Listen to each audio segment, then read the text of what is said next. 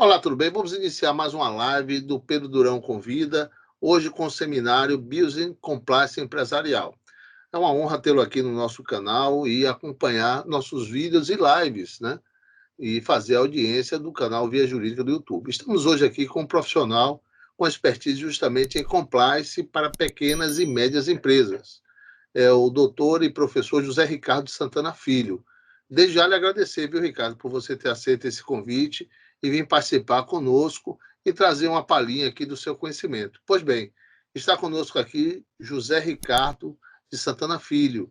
Ele é mestrando do programa de Direito do PRODIR, do Programa de Pós-Graduação da Universidade Federal de Sergipe, é também pesquisador e advogado militante. Então, eu passo a palavra a José Ricardo para que ele fale um pouquinho da sua trajetória e nos conte aí um pouquinho da sua autobiografia. Valeu. Olá, tudo bem? Meu nome é José Ricardo, sou advogado, pesquisador e quanto à minha trajetória profissional, eu sou egresso da Universidade Federal de Sergipe. Atualmente estou fazendo um mestrado na parte de constitucionalização do direito, do programa de pós-graduação em direito do PRODIR, UFES. E já desenvolvi projetos de pesquisa na graduação, fiz estágio, então uma trajetória bem dinâmica. Ótimo. E eu me debrucei sobre esse tema do compliance e vim tentar trazer um pouquinho para vocês da experiência colhida através da trajetória profissional e da pesquisa, né? Tranquilo. Ricardo, obrigado, viu, por você ter aceito o convite e estar participando aqui dessa live. E a você também que está acompanhando nossos vídeos, o nosso canal Via Jurídica. Não se esqueça de indicar a colegas, de se inscrever e de acompanhar as novidades. Nosso interesse é justamente compartilhar o conhecimento de forma simples e concisa para você que nos acompanha. Ô, Ricardo, por que da escolha desse tema, né? Porque para pesquisar existem várias nuances que você poderia adentrar no conhecimento. Por que da escolha da compliance e da compliance justamente para pequenas e médias empresas? Então, professor Pedro Durão, na verdade, eu me interessei pelo tema justamente porque, pela importância que tem as pequenas e médias empresas para a economia brasileira, segundo os dados do Sebrae, quase 70% dos empregos formais são gerados por pequenas e médias empresas, né? Micro, pequenas e médias. Então, você tem uma importância muito grande do ponto de vista do desenvolvimento econômico, da geração de emprego, renda. Então, elas têm um papel muito relevante na nossa sociedade. E, ao mesmo tempo, o compliance é um instrumento muito relevante para você ter uma gestão com menos risco, uma gestão que você pode trazer melhores benefícios para a empresa. Só que esse instrumento, o compliance, discute-se muito somente para grandes empresas. Então, pouco se fala sobre a aplicação desse instrumento para pequenas empresas. Na verdade, isso é um equívoco. Isso pode facilitar muito a vida do pequeno empresário, né? Como a gente vai ver mais à frente, você vai trazer uma série de facilidades que vai proporcionar um comportamento mais aderente às normas, à transparência, e vai possibilitar que esteja mais resguardado. Então, foi basicamente por conta disso meu interesse. Existe uma pouca discussão sobre a aplicação do compliance para as pequenas empresas, mas, ao mesmo tempo, você tem uma importância muito grande desses agentes. Até porque o dia a dia da sociedade brasileira não está permeado por grandes empresas, mas a realidade do brasileiro e do próprio empregado, ele está nas pequenas empresas. Então, a gente tem que olhar para esses ambientes. Verdade, verdade. Ô, Ricardo, obrigado já pela seu compromisso, viu, com a matéria, com a temática e por trazer um pouquinho assim do seu conhecimento, inclusive da sua pesquisa, né? Mas assim, me fale um pouco mais, nos fale um pouco mais dessa temática e como as empresas devem apoiar a busca dos seus negócios dentro dessa temática, né? Porque essas regras de comprometimento, quando a gente fala compliance, parece um pouco de modismo, né? Mas na verdade são regras de comprometimento. Para aquele que está nos assistindo, o empresário, o empreendedor, regras de comprometimento de quê? O que é que o empresário precisa saber para atender essas nuances do denominado compliance? Tá bom. Então, basicamente, quando a gente fala do compliance, tentando trazer um pouco do conceito para o seu público, né? Então, o compliance ele surge nos Estados Unidos com a preocupação da regulação das instituições financeiras, né, de você ter um pouco mais de transparência dessas instituições. Mas a parte conceitual, ele busca evitar fraudes, um comprometimento e conformidade com as normas. Mas quando a gente fala do compliance em si, o conceito, ele basicamente ele trata de um conjunto de padrões de comportamento ético e legal que pode ser implantado, né, em uma dada organização. Então, basicamente, é todos os comportamentos, toda a estrutura, os valores que ela vai adotar para estar em conformidade, não só com leis, mas com regulamentos, normas. Então, ela vai estar alinhada com todos esses valores. E também ela vai buscar, visando, obviamente, uma conduta ética, né? Então, o desenvolvimento de uma cultura de cumprimento de normas. E isso é muito relevante para os dias de hoje. Você tem uma empresa que esteja comprometida com a ética, com a transparência, com a honestidade, todos os valores que são relevantes para a nossa sociedade. Quanto à utilidade do compliance, ele possui um caráter de prevenção, obviamente. Ele é um instrumento de gestão muito útil para a empresa, é um instrumento que possibilita a mitigação dos riscos, né? Você evitar, e quando você tiver algum desdobramento, alguma violação a alguma regra, que você pode apurar essas condutas e punir da melhor maneira possível. É evidente que não é fácil você desenvolver isso. O compliance ele vai abarcar o desenvolvimento de padrões de conduta, códigos de ética, mecanismos de denúncia, enfim, para que você possa implantar na empresa uma conformidade com as regras. Obviamente não é fácil você desenvolver toda essa estrutura dentro de uma organização. Você já tem uma cultura consolidada nela e para implementar um programa de compliance, você precisa mudar, de certa forma, mudar essa cultura. É importante observar que cada empresa está em um determinado segmento, uma atividade econômica, e ela está sujeita a um determinado tipo de risco. E para você implementar um programa de compliance que seja bem sucedido, você deve considerar os riscos caso a caso. Você não pode tratar da mesma forma de empresas diferentes, tamanhos diferentes, segmentos diferentes. Então, falando até adiantando um pouco da temática das pequenas e grandes empresas, do ponto de vista lógico, não tem sentido você colocar a mesma normativa para uma empresa pequena e para uma empresa multinacional, por exemplo. São riscos diferentes, atividades totalmente distintas. Então, você tem essa diferenciação, então não basta um compliance genérico. Se houver um compliance genérico, infelizmente, ele não vai ser efetivo, não vai ser eficaz, não vai servir.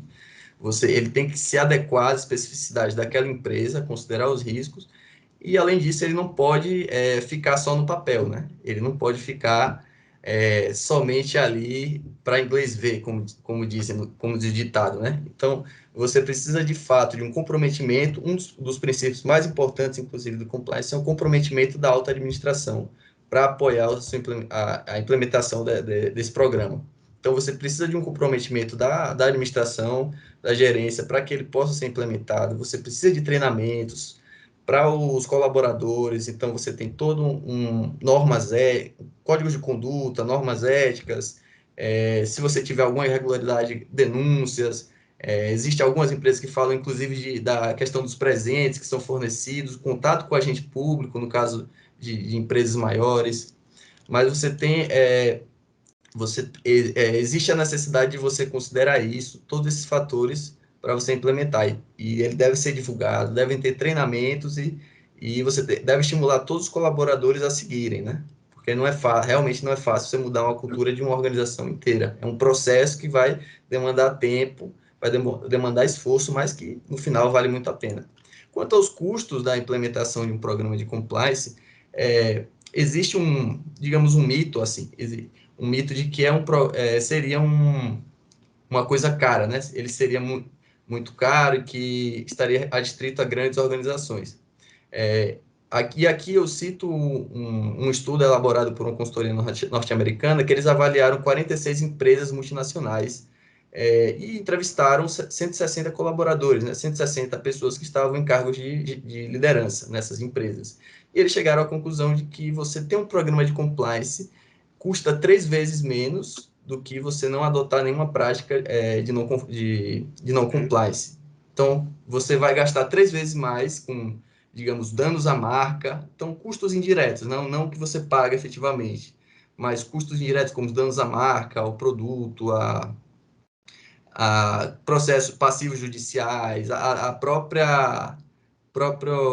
danos à reputação junto ao consumidor, do que você implementar um programa. E você deve ter cuidado com os colaboradores, com todos, e, sobretudo, com quem vai representar a empresa. E aqui eu gostaria de fazer uma observação quanto à parte da legislação, né? Porque no Brasil esse tema vem ganhando muito espaço nos últimos anos, sobretudo após o conjunto de escândalos de corrupção que ocorreram no país. Primeiro, a gente precisa lembrar que no panorama legislativo, compliance surge pela primeira vez com a lei da lavagem de dinheiro, né? Que ela fala que existia a necessidade de você estabelecer mecanismos de controle interno, né? Para atividades, transações das empresas. E o grande marco, assim, que estabelece o compliance em âmbito nacional é com a lei da lavagem da anticorrupção, a lei 2.846, que vem a ser promulgada em 2013. Então, é uma lei que ela vai tratar sobre medidas de responsabilização de pessoas jurídicas por atos de corrupção praticadas junto à administração pública. E aqui é importante observar que ela prevê uma responsabilização objetiva. Então, significa que não existe a necessidade de você demonstrar culpa para que seja caracterizado um ato de prática de corrupção contra a administração. Então, por isso reforça a necessidade da empresa ter um programa que esteja alinhado com a ética, né? Porque ela tem que ter cuidado com a conduta das pessoas que a representam. Então, os colaboradores, profissionais externos, como advogados, enfim, contadores, pessoas que podem servir como intermediários. Ela também previu que, valorizando o programa, que empresas que desenvolvessem um programa de conformidade, elas teriam uma atenuação na hora da aplicação das multas, porque ela prevê multas de 20% do faturamento, multas bastante elevadas que vão até, inclusive, 60 milhões de reais. Então, na hora de aplicar uma pena de multa, digamos que a empresa infringiu foi responsabilizada, ela vai considerar como uma circunstância atenuante o mecanismo de compliance. E também ela estimula a implementação de mecanismos de controle interno por parte das empresas.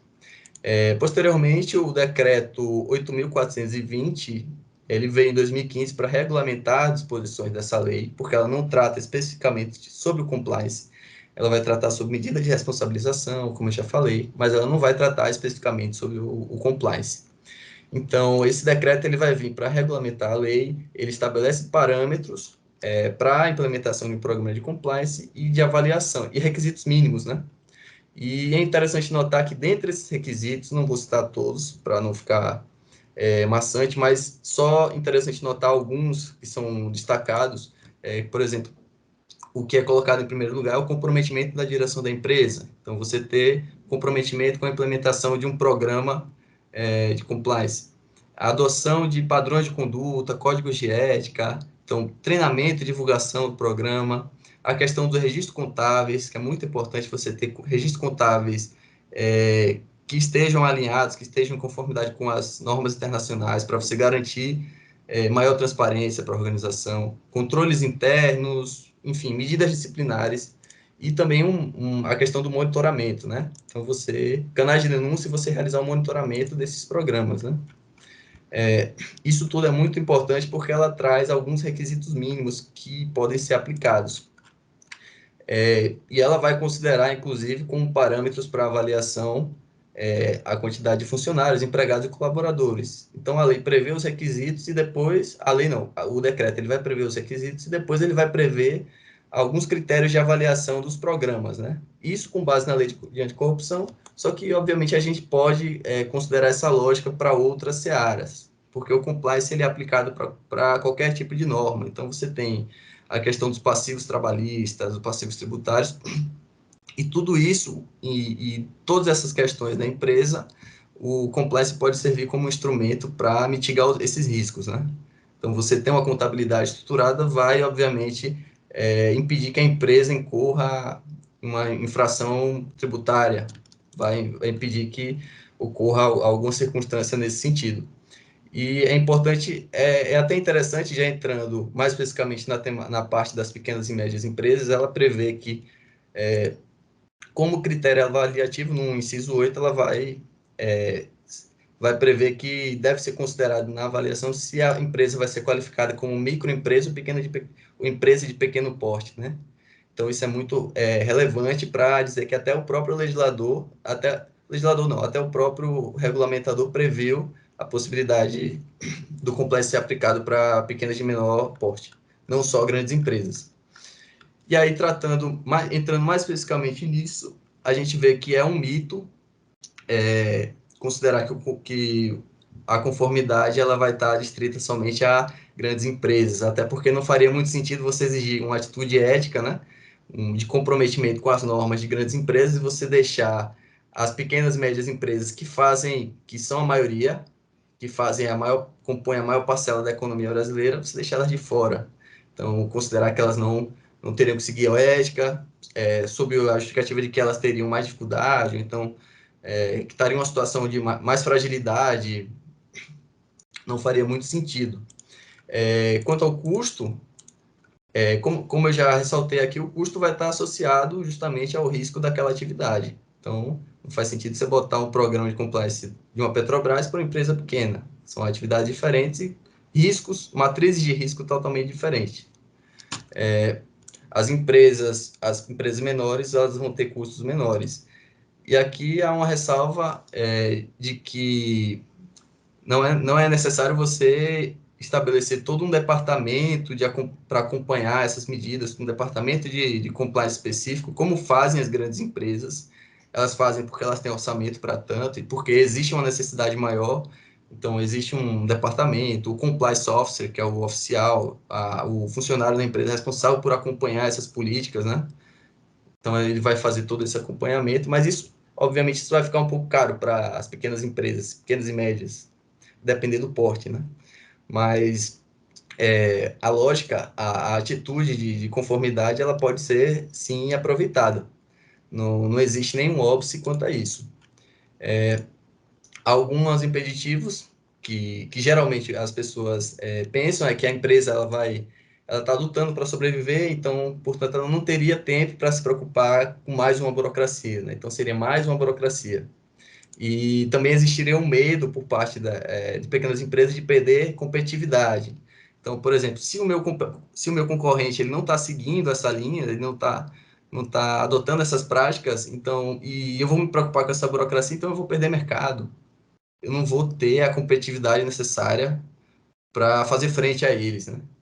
Mas a gente vai ver que existem algumas vantagens e vantagens muito interessantes inclusive para os pequenos negócios seguirem isso. Por exemplo, hoje em dia, a administração é quase que mandatório você ter um programa de compliance estruturado para você contratar com a administração pública. Está cada vez mais exigindo isso. Existe também outra vantagem que pode ser apontada, é o fortalecimento da imagem da empresa perante consumidores, né? Então, eu até destaco aqui um exemplo que eu vi uma vez, você comparar uma empresa que tem um programa de compliance com uma empresa que não tem, é a mesma coisa que um pai, considerar um transporte escolar para um filho. Ele vai, na hora dele contratar um transporte escolar para o seu filho, ele vai considerar uma van que é cheia de remendos, que não tem a mínima segurança, ou ele vai considerar uma van escolar que ela vai seguir todos os padrões lá de proteção, ela vai ter ar-condicionado. Então, a lógica é mais ou menos a mesma. Você tem uma empresa que tem mais confiabilidade e uma que não tem você não tem tanta segurança nas práticas dela, né? Na unidade das práticas dela, né? E outro ponto é que algumas empresas, grandes empresas, elas vão exigir que seus próprios fornecedores, eles tenham programas de compliance, né? Então, no relacionamento com outras partes, eles vão exigir que essas partes elas sigam padrões de conduta. Então, às vezes até mandatório isso, né? Um exemplo que eu vi uma vez é uma empresa de RH que ela foi inquirida por uma empresa de São Paulo, uma empresa de Brasília de RH, ela foi inquirida por uma empresa de São Paulo, e essa empresa estava, inclusive, no due diligências dela, antes de fazer qualquer tipo de contratação, que ela adotasse algum programa algum programa de conformidade. Então, isso é bastante relevante até na questão do relacionamento com outras partes, não só para a empresa, mas viabilizar até a oportunidade de negócio, vejam só. Então, não vai impedir, vai fazer, inclusive, a empresa perder a oportunidade em alguns casos. E também ela vai possibilitar que a empresa tenha mais controle das operações, né? Porque ela, tendo uma contabilidade estruturada, tendo código de conduta claro, vai evitar que ela tenha qualquer prejuízo, até que viole algum direito humano, alguma coisa. E, basicamente, seria mais ou menos isso. A conclusão é que a compliance ele não é só importante, mas ele é necessário, porque todos têm que se adequar às obrigações legais. E, na verdade, essa questão do custo, ele é meio que uma falácia que, na verdade, empresas, pequenas e médias empresas, elas podem sim adotar programas de compliance. Muitos dos programas, das atitudes ali, elas são comportamentais, então elas não demandam tanto investimento. Obviamente, se você quiser ter um programa mais estruturado, a orientação é que você busque um profissional habilitado para que assim o faça. É importante que você entenda, até porque um dos princípios é o comprometimento da gerência da empresa, mas existe sempre a necessidade de você buscar uma orientação adequada. Seria mais ou Tranquilo. menos isso. Não, você aí traçou tudo, né? Traçou tudo com relação à compliance, às regras de comprometimento. Isso é importante e aí você registrou com firmeza justamente que seja microempresa, pequena, média ou grande empresa, é necessário esse conhecimento, né? Então, aí você trouxe alguns pilares também da compliance, seja a capacitação, seja a contratação de profissionais, até porque o empresário, ele não é obrigado a saber tudo, ele não vai conseguir saber tudo de todas as áreas, né? Então, para cumprir esse regramento que é imposto por todos os órgãos governamentais, ou seja, para a existência da empresa é necessário que o empresário ou alguém por ele conheça essas informações para que lhe deixe informado. Faça isso, não faça aquilo, né? Então, me parece que a expressão maior que Ricardo nos trouxe aqui é justamente esses pilares da capacitação, do compromisso a cumprir, né? Ou seja, de todas essas regras que devem ser obedecidas. E será que o empresário, será que o empreendedor sabe tudo isso? Claro que não. Se nós que somos da área jurídica, nós que fazemos a advocacia corporativa, a advocacia preventiva empresarial, precisamos estar sempre em conhecimento, né? Sempre buscando conhecimento, sempre atualizando o conhecimento. Não sabemos tudo, e assim como profissionais de cada área. O empresário ele não pode ser ao mesmo tempo, por mais que ele vá tocar o seu negócio com a complexidade que existe, ele não pode ser ao mesmo tempo empresário, economista, contador, advogado, ter expertise digital, ou seja, ele tem que procurar profissionais em cada segmento, não é isso, Ricardo? Me parece que foi isso. Mas assim, eu queria que você desse aqui, já se aproximando dos finalmente da nossa live, e já agradecendo a você que está assistindo, a você que está nos acompanhando, justamente que você desse dicas àquele empresário e àquele empreendedor que está nos assistindo, diante da sua experiência, o que seria mais fácil para o empresário fazer ou o empreendedor fazer, aquele de pequena e média empresa, para que ele tivesse as regras de compliance dentro do seu negócio. O que é que você poderia sugerir àquele que está nos assistindo? Então, professor Pedro Durão, você disse muito bem e resumiu tudo, que o empresário ele não é especialista em tudo, né? E nem tem como sê-lo. Para isso, ele tem o auxílio de diversos profissionais com quem ele pode contar. A gente vê uma série de obrigações que surgem, inclusive a questão da LGPD, então, um novo ramo de obrigações, um novo conjunto de obrigações que deve ser seguido. Então, a todo momento, é muito dinâmico o mundo empresarial e não tem como a pessoa saber de tudo. A gente que é do direito, a gente especializa em uma área e não consegue transitar pelo resto, digamos assim, precisa do auxílio de outros profissionais. Então, muito menos o empresário, diante de tantas questões. Então, a recomendação que eu falo é que ele busque o auxílio de, por exemplo, o Sebrae, o pequeno e o médio empreendedor. Eles podem buscar o auxílio do Sebrae, que eles vão ter um tipo de capacitação para isso. É importante que eles conheçam a importância do programa de compliance para a sua empresa. Então, que ele encaminhe os seus colaboradores também para essa capacitação, né? Também pode ser feito isso, dessa forma. isso. Capacite também, recomende aos colaboradores que se capacitem, forneça uma capacitação adequada para que tudo possa ser encaminhado da melhor forma e também busque o auxílio de um profissional, né, habilitado, um profissional com expertise naquela área, para que seja possível a implementação de um programa bem sucedido, porque ele pode adotar por ele mesmo, só que é aquela coisa, ele não vai ser bom o suficiente, porque ele não tem, nem sempre ele vai estar mais atualizado com as normas, com as regras, com o conjunto de obrigações que ele responde. Então, a orientação seria mais ou menos essa. Busque conhecer, mas busque o auxílio, posteriormente, de um profissional para que possa ser implementado isso da melhor maneira possível e possa Isso aí, ser efetivo mesmo. Não fique claro. só na folha, lá no papel. É verdade, é verdade. Nos meus vídeos, inclusive, eu boto conhecer para vencer, né? É uma frasezinha que eu uso e está lá no meu canal Via Jurídica, ou seja, nos vídeos que a gente compartilha um pouco de conhecimento para aquele que quer empresariar, para aquele que quer empreender, justamente para deixar um pouquinho no conhecimento avançar sobre essa área de atuação, ou seja, aquele que quer ter seu negócio, ele precisa de conhecimento. Mas, Ricardo, eu queria lhe agradecer, velho. Lhe agradecer o seu compromisso, ter aceitado o nosso convite, agradecer a você que está assistindo, agradecer a você que acompanha nossas lives, nossos vídeos e lhe dar os parabéns por sua performance aqui, por trazer um pouquinho do seu conhecimento e transmitir. Eu acho que a nossa performance é justamente essa, transmitir um pouco que a gente sabe para aqueles que querem deter algum tipo de conhecimento. Então, passo a Ricardo aí as suas últimas palavras para a gente encerrar essa live e agradecer a todos que nos acompanharam até agora.